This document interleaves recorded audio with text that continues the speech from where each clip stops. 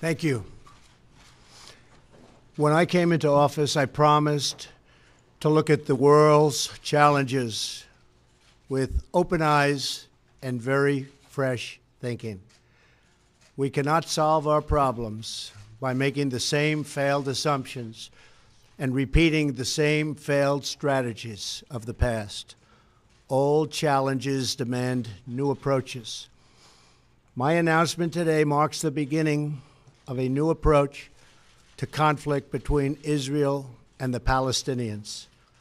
In 1995, Congress adopted the Jerusalem Embassy Act, urging the federal government to relocate the American embassy to Jerusalem and to recognize that that city, and so importantly, is Israel's capital.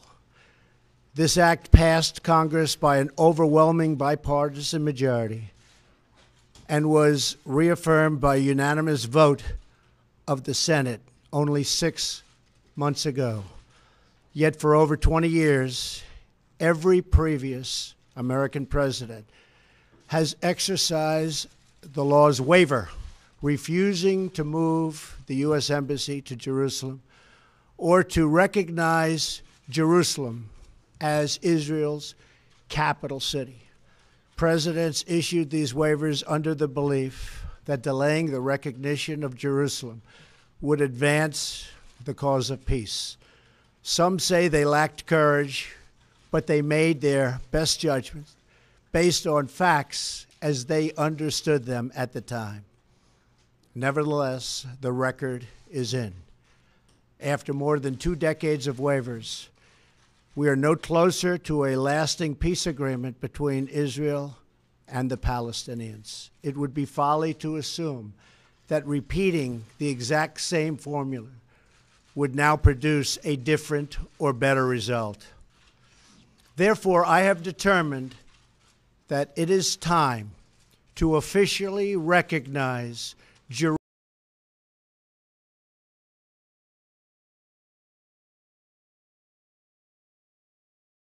a major campaign promise.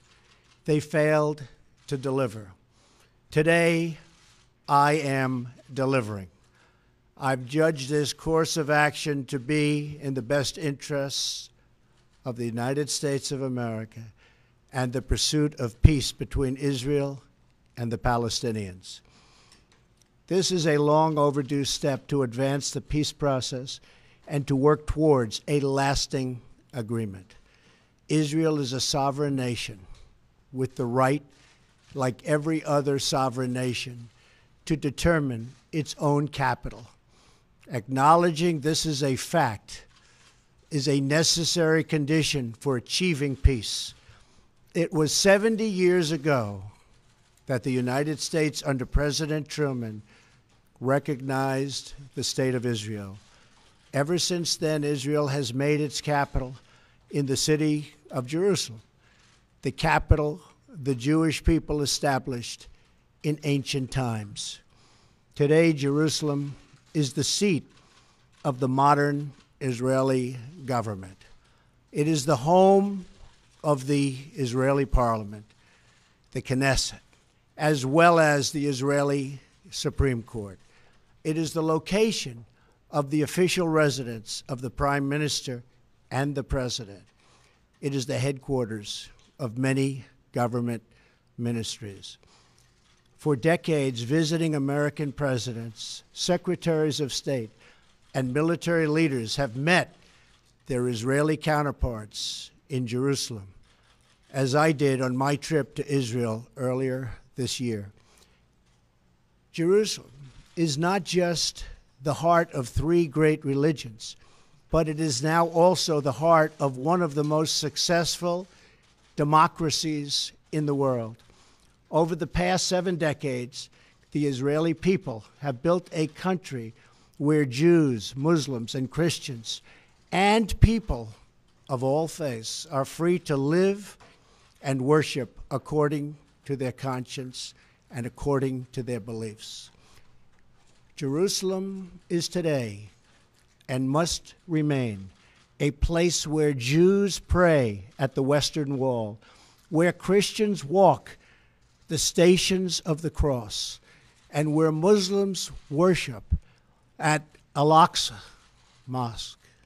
However, through all of these years, presidents representing the United States have declined to officially recognize Jerusalem as Israel's capital.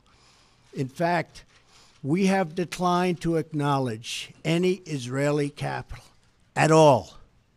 But today we finally acknowledge the obvious, that Jerusalem is Israel's capital.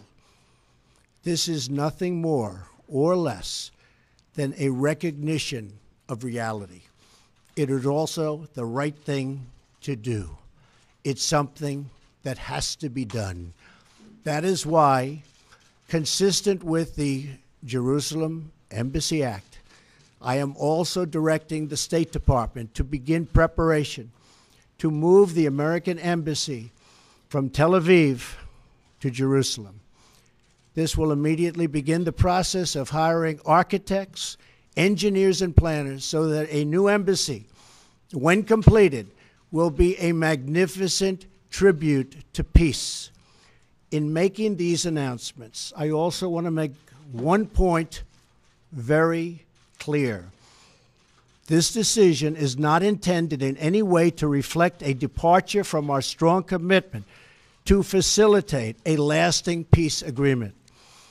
We want an agreement that is a great deal for the Israelis and a great deal for the Palestinians. We are not taking a position of any final status issues, including the specific boundaries of the Israeli sovereignty in Jerusalem or the resolution of contested borders. Those questions are up to the parties involved. The United States remains deeply committed to helping facilitate a peace agreement that is acceptable to both sides. I intend to do everything in my power to help forge such an agreement. Without question, Jerusalem is one of the most sensitive issues in those talks. The United States would support a two-state solution if agreed to by both sides. In the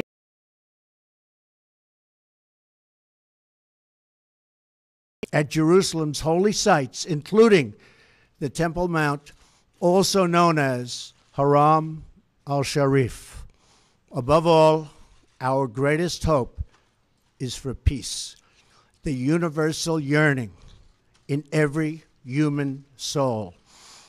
With today's action, I reaffirm my administration's longstanding commitment to a future of peace and security for the region. There will, of course, be disagreement and dissent regarding this announcement. But we are confident that ultimately, as we work through these disagreements, we will arrive at a peace and a place far greater in understanding and cooperation. This sacred city should call forth the best in humanity, lifting our sights to what it is possible, not pulling us back and down to the old fights that have become so totally predictable. Peace is never beyond the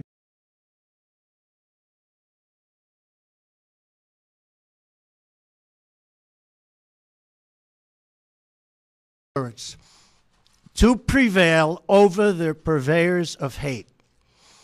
Our children should inherit our love, not our conflicts. I repeat the message I delivered at the historic and extraordinary summit in Saudi Arabia.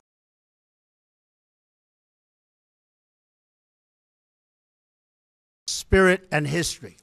Its people are brilliant, proud, and diverse, vibrant and strong.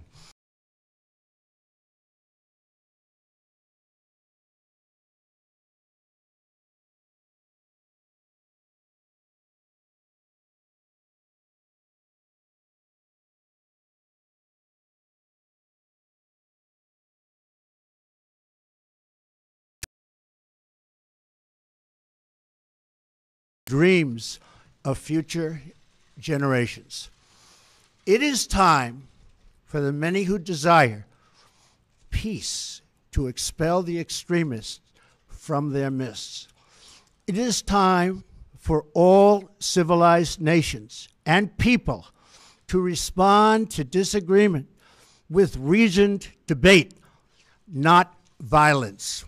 And it is time for young and moderate voices all across the Middle East to claim for themselves a bright and beautiful future. So today, let us rededicate ourselves to a path of mutual understanding and respect. Let us rethink old assumptions and open our hearts and minds to possible and possible. Finally, I ask the leaders of the region, political and religious, Israeli and Palestinian, Jewish and Christian and Muslim, to join us in the noble quest for lasting peace. Thank you. God bless you. God bless Israel. God bless the Palestinians. And God bless the United States. Thank you very much. Thank you.